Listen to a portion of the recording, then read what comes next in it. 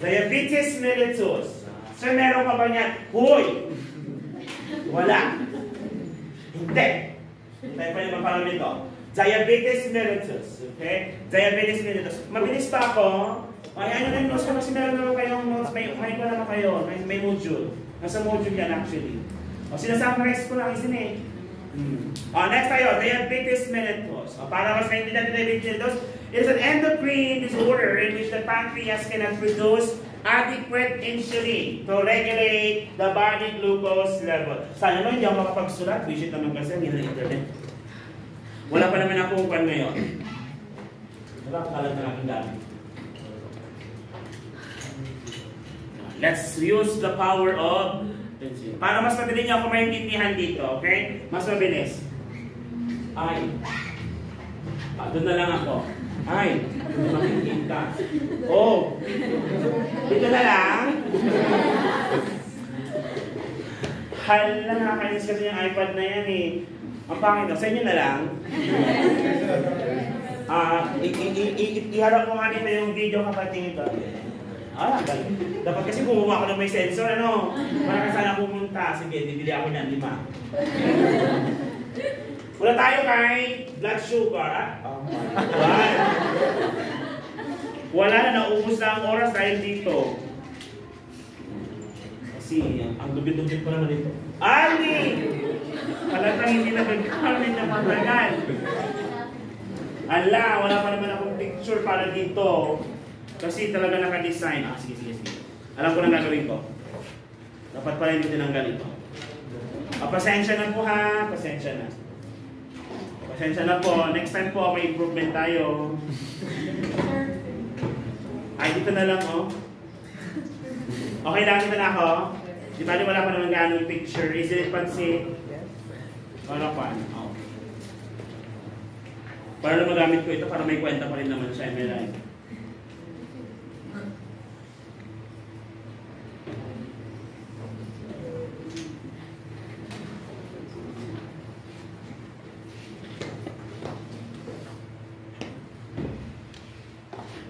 Okay, start tayo. Diabetes mellitus. Kasi maganda yung iPass ko na yan.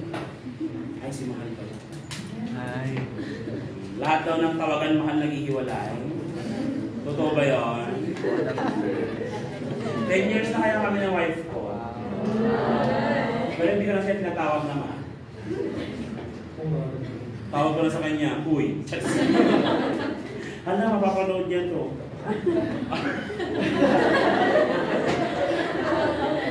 Nakikita ba? Sige, ito tayo. Alam nyo na ito ha. Pag si Mr. Pasqua ang instructor nyo, learn how to appreciate abstract drawing. Am I right? Ano ulit yan? Blood vessel. Did you get that? Nakikita ba? Yes. And this is your heart. Pag tumibok ang puso, pupunta yan sa ating blood vessel. Isn't it? Yes. Ang puso natin, naglabas ng dugo, may kasama yung nutrients and oxygen. Ang focus natin ngayong usapan natin ito ay yung nutrients. Ulit tayo, na nutrients contains your glucose, which is the primary source of energy of the body. Hypothetically, ilagay natin dyan G. Ano ang G? Glucose. Ang G ng katawan, ang glucose ng katawan is approximately 90 to 110 gram per deciliter. Tama ba? Ay, milligram. Tama ba? Milligram. 92 milligram per deciliter. Iba-ibang kasi. Pero yung Brunner ang ginagamit namin 90 to 110 milligram per deciliter. May upper limit din naman. Kaya yan lang yung pinakamagandang range. Okay? So ito pa kasi yung mga range mamaya, mag-OGT and everything tayo. Pag-usapan natin yung mamaya. Okay, pag-usapan natin ito. Ngayon, si glucose, ang dapat na lugar nga ay si cell. Kasi ang pagkain ni cell is glucose. Glucose is needed by the cell in order for the cell to function well. Yan tayo dyan. Basic yan, isn't it? Ngayon, the question is, how will the glucose goes into your cell? Papasok na dyan si pancreas. Pancreas will produce 3 hormones. What are the 3 hormones na pinoproduce ni pancreas? Insulin, glucagon, somatostatin. Insulin, glucagon, somatostatin. We will not make it complicated as of this moment. We will park on somatostatin. Let's go muna kay insulin tsaka glucagon. Hindi tayo. Insulin, okay, pag tumaas siya, will transport glucose. Meaning, if I want this glucose to enter the cell, I'll be needing insulin. Hindi tayo. Okay, example. The 3 glucose here is, figuratively, for example, reflects the 90 to 110 milligram. Marami ka pang allowance. Kumain ka sa sanggip, umaga, hapunan, tanghalian, hapunan. May midnight snack ka pa. Lahat yon buffet. Kasi marami ka pang pera. Yung allowance na binigay sa'yo pang isang buwan, in 1 week, ubos na. The second week, gutom ka na, wala ka ng pambili. O, ano mangyayari dito, ha? Si glucose, ito yung nag-i-stay sa blood. Itong 3 na to, ito yung kakainin ni cell. Okay? So, pinunta natin si cell yung tatlo. Sino nagpunta sa cell yung tatlo? Si insulin. Tama po ba? Yes. Yung tatlo, mag-i-stay ba sa dugo? Yes. May sobra ba tayong dalawa? Pag sumobra sa 110, ang blood sugar mo, ang tawag natin doon, hyperglycemia. Kailangan bang i-regulate ng katawan? Yes, the body would regulate this to store it sa ating muscle. Commonly, mauna sa liver.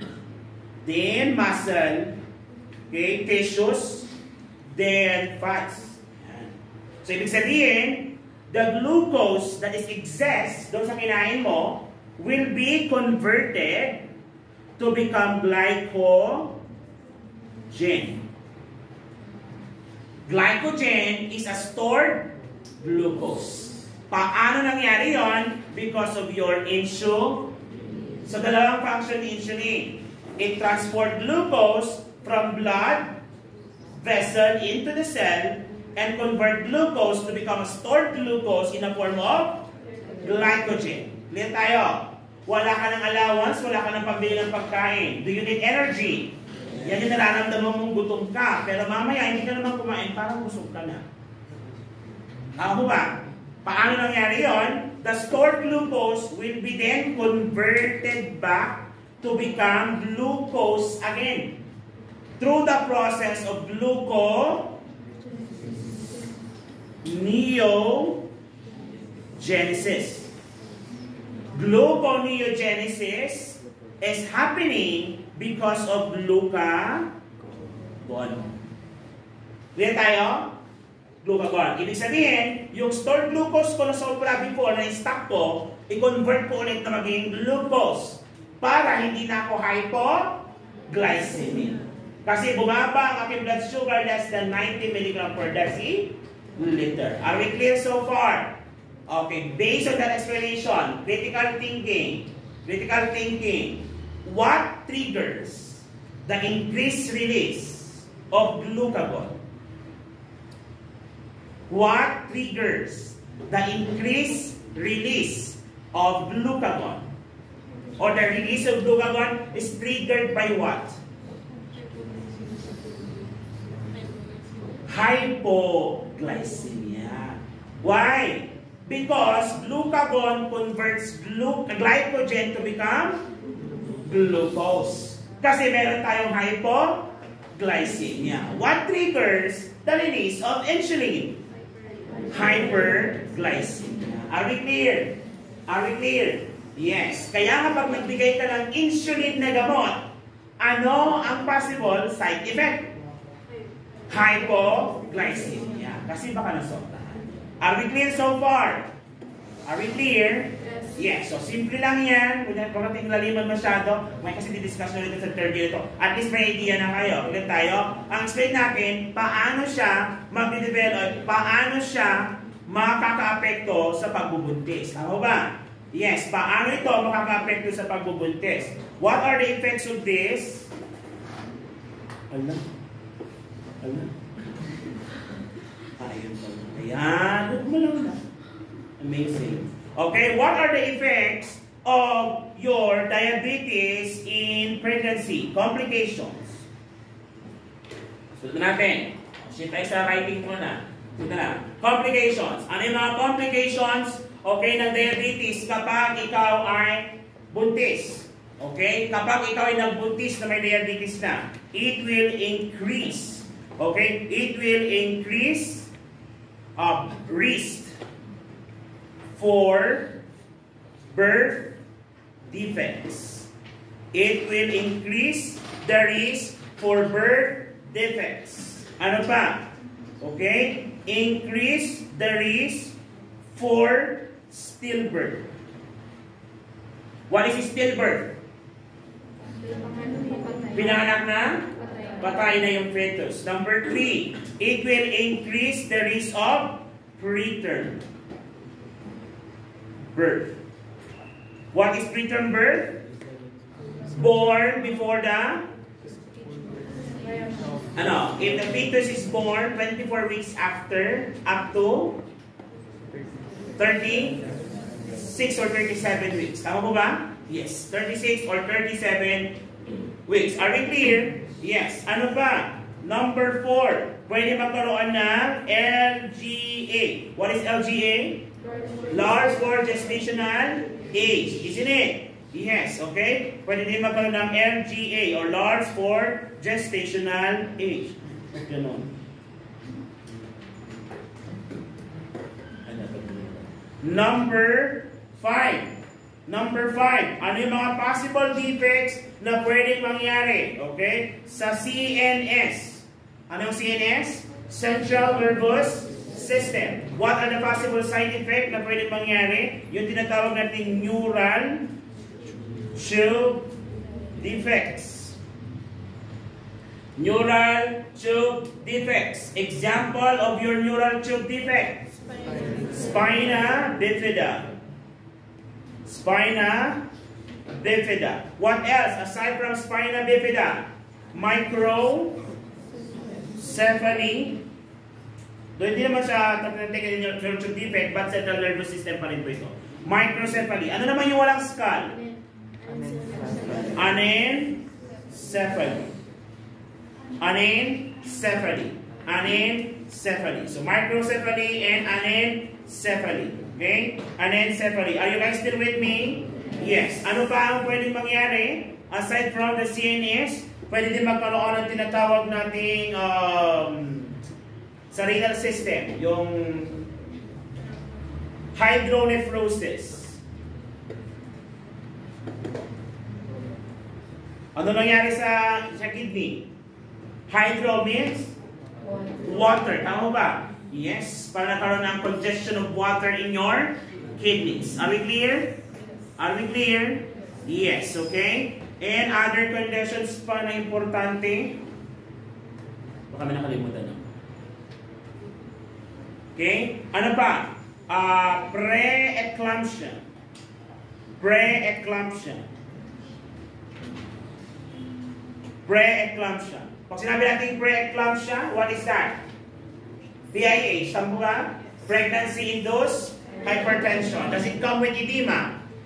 Yes. What makes it different ng pre-eclampsia sa eclampsia? Seizure. Pag nag-seizure ka, eclamptic ka na. Are we clear? To prevent seizure, what is the drug of choice? Given to patient with PIH to prevent seizure? Magnesium sulfate. Pwede ka magkaroon ng magnesium toxicity? Yes. What possible signs and symptoms should you assess? Absence of deep tendon reflexes. Pag nawala ang deep tendon reflexes mo, yan. Okay, magnesium toxicity yon. What will you do? Stop mag sulfate when you're going to give antidote? Yes. What is the antidote for magnesium toxicity? Calcium gluconate. Okay, calcium gluconate. Kasi si magnesium siya kasi calcium, opposite silang dalawa. So pag tinaasan mo ang calcium ng katawan, bababa si magnesium. Are we clear? We'll talk more about that. We'll talk about more about that pag nandun na tayo sa inyong PIH discussion. Okay? Pre-eclampsia. Sabi ko na preterm labor. Ayan. Preterm birth and preterm labor. Ano pa? Polyhydramnios. Polyhydramnios. Pag sinabing polyhydramnios, ano ibig sabihin nito? there is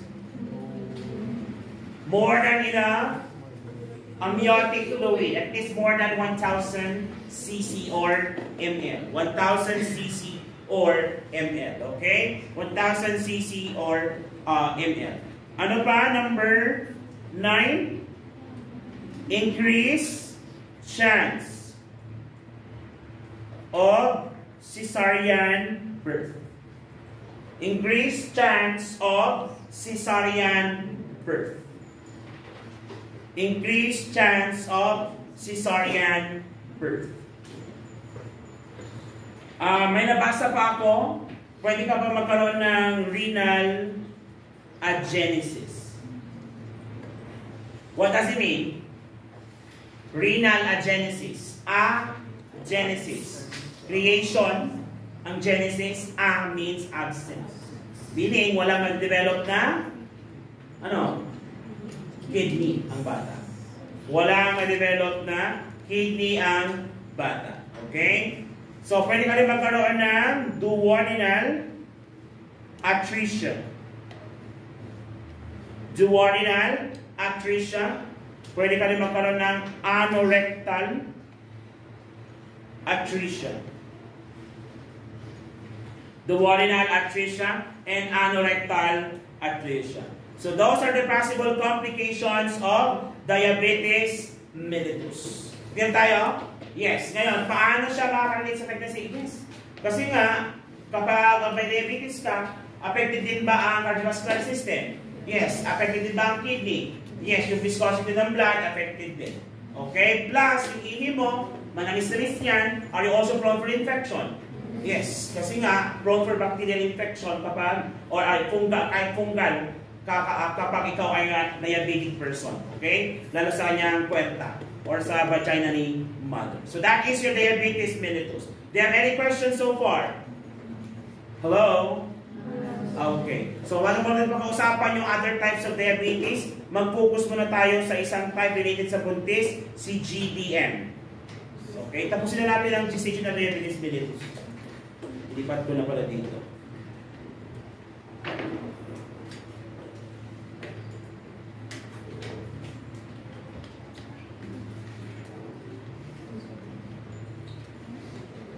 Okay, tuloy natin. Let's talk about your gestational diabetes mellitus. For gestational diabetes mellitus, this is one of the other types of diabetes mellitus. One of the other types of diabetes mellitus that can develop during pregnancy in women who don't already have diabetes. Okay, ibig sabihin, yung diabetes nila develop during pregnancy, not before pregnancy. Kaya siya tinawag na gestational diabetes mellitus. There are several factors that can contribute to the development of diabetes mellitus. One thing na nabasa ko sa next question nito is that which of the following pregnant women is highly risk to develop gestational diabetes mellitus? Ang sagot doon is history of psychiatric disorder. History of psychiatric disorder. Sir, bakit? Nagbuntis siya, technically, pag nagbuntis ka, baka naman, tinira na siya buntis kasi wala na siyang problema sa pag-iisip. Paano na-address yun? Because she's taking medications. Still remember antipsychotic drugs? Antipsychotic drugs. Drug of choice for schizophrenia or patient with psychosis. Pharma 101. Uy! Ang mga may problema sa pag-iisip. Okay, pumapayat ba? Yes. Hindi kumakain? Yes. Ngayon, ang goal natin doon is bumalik sila sa tinatawag na positive symptoms. May outlook sa buhay, masaya, nakikipag-usap. Isa sa side effect ng antipsychotic drugs is increased appetite. So when your appetite increases, food consumption increases. If there is an increased food consumption, tataas din ang glucose level mo. High risk ka na mag-develop ng obesity, then eventually, diabetes mellitus. Kaya yun ang sagot doon sa exam na yun. Okay? Nabasa ko doon sa isang English question. Okay? Now, gestational diabetes mellitus, high blood glucose level in mother, brings extra glucose to baby, causes baby to put extra weight, okay, kay mother. So in late pregnancy kasi, during the last 3 trimester, merong hormones na tumataas sa mga buntes. Ano yung mga hormones na yun? Ano yung hormone na pinoproduce ng during late pregnancy, na pinoproduce ng adrenal gland na tumataas ang production? Adrenal gland. Ano sa adrenal gland? The 2 glands sitting on top of your kidneys. Kapag ginati mo siya, may cortex and medulla. Tama ba? Medulla is the gitna, cortex sa gilid. Medulla produces epinephrine, norepinephrine, and dopamine. While the cortex, yung gilid, produces the hormone. What are these hormones? Cortisol. Which are your steroids of the body? Cortisol is either your aldosterone, o yung aldosterone, or your mineralocorticoids. We have your androgenocorticoids, which is the sex hormone. And we also have your glucocorticoids. Ano ang glucocorticoids? Ano naman sila? Glucose. Bakit kailangan niyang taasan? Kasi kailangan niya mag-share kay fetus. Kaya tumaas ang cortisol na babae, especially during late pregnancy. Kasi nga, kailangan din palakihin si baby. Kasi ilalabas na ba siya? Yes, late trimester na. Aside from that, tumataas din ang estrogen level. So, ano yung mga tumaas kay mother? Ano ulit? In late pregnancy, hormones such as your estrogen, cortisol, and yung nilalabas ng placenta. Sounds gatas para mag-produce ng gatas sa suso. Human placental lactogen. Diyan tayo? Because of that, mangangailangan na naman, mangangailangan na naman ng glucose. However, this same hormone blocks insulin. So, nagkakaroon tayo ng tinatawag na insulin resistance. Because of the insulin resistance caused by this hormone that blocks insulin, what will happen to the glucose? Will it go to the cell or not? No. It will stay within the blood vessel. If it reaches more than 110 mg per deciliter, ano ang tawag doon? Hyperglycemia. Tama po ba? Kapag umabot yan ng more than 200 mg per deciliter for a quiet period of time, ang tawag dyan, gestational diabetes mellitus. Kasi yun ang pinaka-threshold natin, 200 mg per deciliter. Clear tayo? Ayan. So the mother would also develop increased preeclampsia, increased labor induction, cesarean, or peritoneal, discuss natin kanina. CNS conditions naman and other complications sa buntis. Okay, ngayon, sir, paano natin malalaman kung may diabetes mellitus si mother? GDM during pregnancy. How are we going to determine that? Establish ulit natin. Paano nangyari ulit ang GDM sa buntis? Or gestational diabetes mellitus? Meron ba tayong increased glucose production? Yes. Meron pa tayong hormone production din. Yes. The hormone includes estrogen, cortisol, and human placental lactogen. Lahat ba ito ay pinuproduce during buntis? Yes. Kaso nga lang, will it block insulin? Pag binlock niya yung insulin, anong tawag doon? Insulin resistance. Pag may insulin resistance, what will happen to the insulin? Mag-stay. What will happen to the glucose? It will stay in the blood. More than 110, ang tawag sa kanya, hyper. Pag more than 200, ang tawag sa kanya, are we clear? Yes. How are we going to diagnose that? Let's go to your diagnostic test. There are 2 diagnostic tests na gagawin natin. Last part na lang po ito. There are 2 diagnostic tests na pag-usapan natin dito. Number 1 is your OGTT.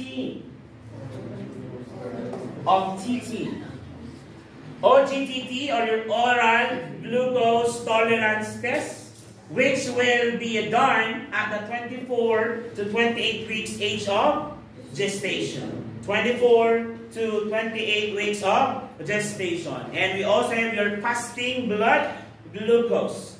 Your fasting blood glucose naman, pwede natin gawin ito anytime. Okay? Actually, isa dito sa in-order, start pala ng pregnancy.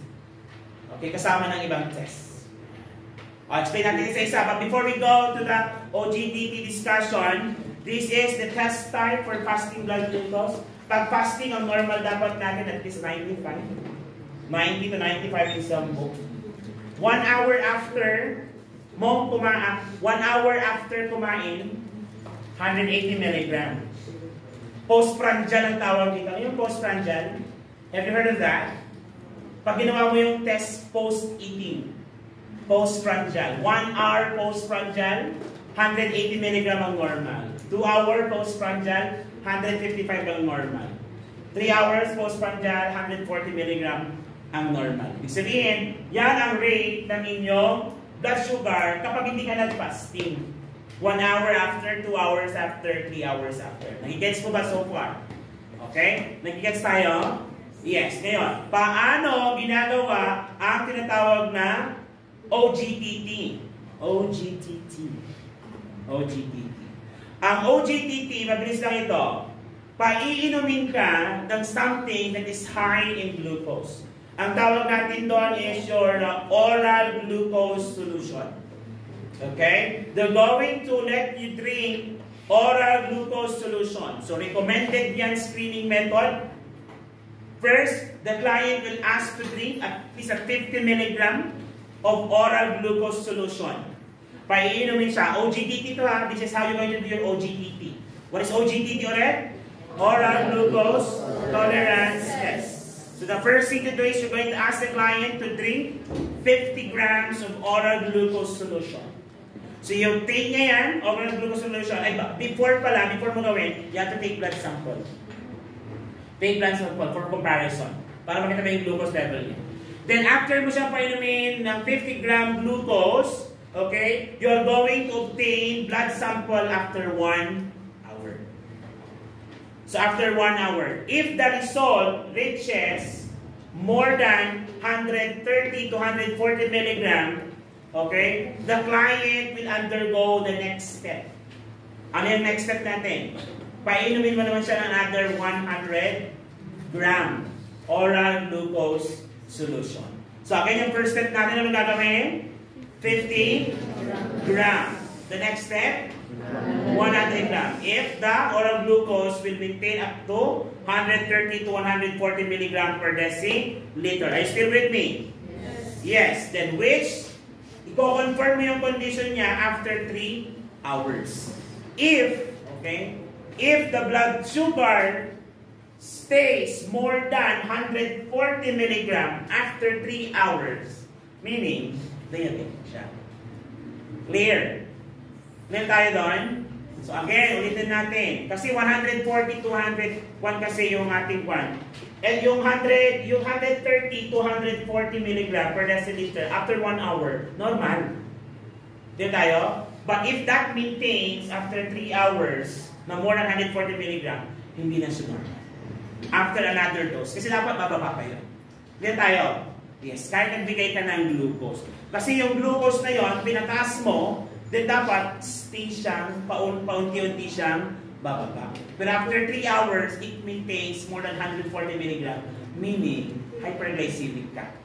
Okay? Hyperglycemic ka. Pag yan, umabot ng 200 milligram, i-confirm nila yung condition agad na GDM. Gestational diabetes mellitus. Are we clear? Ano naman ang pagkakaiba niya sa fasting? From the word itself, fasting. Meaning, you will not consume anything at least 6 to 8 hours before the test. And the blood sugar should be maintained within the range lang. Then tayo? Are we clear? Yes. Yun ang ibig sabihin ng fasting. So that's how you're going to differentiate the OGTT and your fasting blood sugar. Are we clear? Yes. Management for GDM, we're almost done. Diet, of course. Mag-diet tayo. Nakakatawa. Niluto ko kasi mga anak ko ng pagkain kanina. Vegetable egg omelette. Tapos sinarrange ko lang kasi nilagyan ko rin ng grapes sa gilid ng pan. pinabaon ko. May natira, binaon ko na. Meron. Second. Tapos, wala na kasing kanin, kaya binaon ko na lang pipino tsaka grapes. Pag nilabas ko yung baon ko, akala nyo nag-diet ako. Hindi naman. Gusto ko lang talaga ng baon. Saan yung baon ko? Para may ingin ko. Ganda lang kayong... Parang beto eh. Meron. Tapos na pinagawa ko sa buhay. Meron. Ayan, maintain a daily calorie intake of at least 1,800 to 2,200 kcal per day, depending on the computation ng model. Kasi may computation yan, di ba? So, kailangan natin ng tulong ng isang nutritionist or dietitian. Okay? So refrain from eating simple sugars. Ano yung mga simple sugars? Yung mga libre sa Starbucks. Nag-Starbucks ba kayo? Never been to Starbucks na ako nagbayad. Bakit ako magbabayad? Mahal-mahal, right? Punta lang ako pag libre. May magkataon ko mamaya? Okay na. Refrain from eating simple sugar. Ano yung mga simple sugar? Yung bang tipong pag kinain mo, glucose agad. Ano yung mga yun? Candy. Ayan mga yan. Soup drinks ba? Soup drinks. O kaya, trip mo lang. Isang kutsara ng sukal. O kaya, trip mo. Masarap din. Bear brand sa mga sukal. Tapos ginagawa yung gano'n mo. Dahil wala ka mabiling mikmik, bumili kang slow. Wala, parang kang nag-drugs. Nakatakot yung mikmik na yun. Parang drug addict ka doon. Alright. Next, exercise. Okay, appropriate for the age of gestation. May tanong sa akin, Sir, is sex considered exercise? Is sex considered exercise? Yes, because you're burning calories. Okay, actually you'll burn more if you're having sex rather than running. Oh, Valencia. Yeah, you burn more calories now. Okay. So, I burn more calories. That's why paano pag nakahilata lang ako, you will not burn. Kailangan, umibabaw ka daw sa this. Exercise appropriate for age and gestation. Blood sugar monitoring, glucometer, you know how to use? Kung sana naman ha, marunong na kayo ha. Gagamit ka ng nursing, hindi mo alam mag-glucometer sa kampaning kita. Glucometer, okay? And pharmacologic therapy. Question. Kapag si mother ay buntis, can they use oral hypoglycemic agent? Hyperglycemic, OHA. Example ng OHA. Oral anti-diabetes. Ano example? Ano ulit? Metformin. Ay, siguro may gamot si Ma'am na Metformin. Ay, wala ba? Oh, Metformin. Question. Allowed ba si mother mag-take ng OHA? Kailangan dapat. Kasi napalinala na yan. Kasi nakalagay ang category kung anong category siya, di ba? The answer is no. Yan. So your metformin or other oral drugs for anti-diabetic is not allowed to be consumed by a pregnant woman. Okay? So meron siyang teratogenic effect. So instead of OHA, mag-shift tayo into ano yung other gamot for diabetes? Ibang gamot for diabetes. Ano rin? Hoy, kapag napanood ko na-upload niya, i-comment nyo nga. Nag-live na lang pala ako, no? Ano nga? Ano? Yes. Aside from oral. Apay sa buntis. Ano nga yun? Ano nga yun?